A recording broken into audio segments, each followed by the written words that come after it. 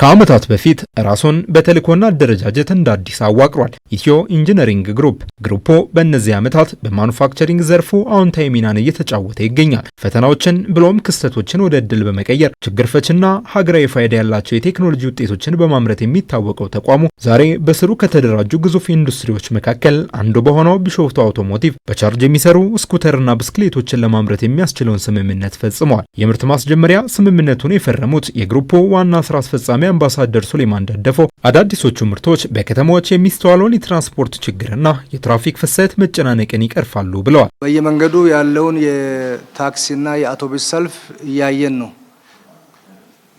ይሄ በጣም ብዙ ሰዎች ይቸገሩበታል። በተለይ ወጣቶች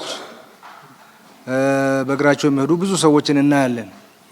ስለዚህ ይሄንን ለማቃለል በኤሌክትሪክ ነው የሚሰሩት እነዚህ ስኩተሮች ዛሬ ላውንች አድርገናል። በቢሾፍቱ አውቶሞቲቭ ኢንዱስትሪ የሚመረቱ የሚገጣጠሙ ይሆናሉ።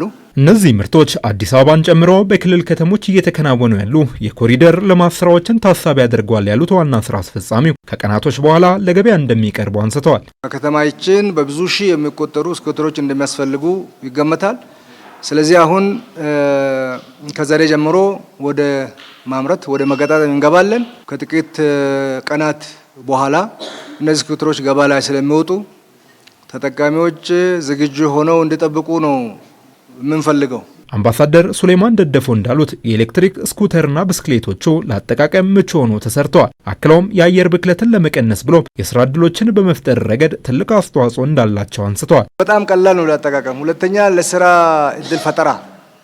ዕድል ፈጠራ ወደፊት በጣም ጠቃሚ ነው።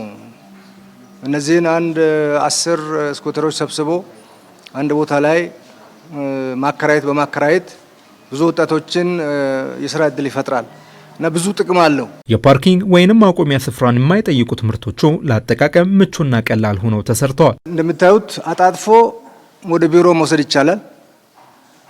ፓርኪንግ አያስፈልገውም። ትልቁ አድቫንቴጁ ይሄ ነው። አሁን ፓርኪንግ ችግር በከተማችን በጣም እየታየ ነው ያለው።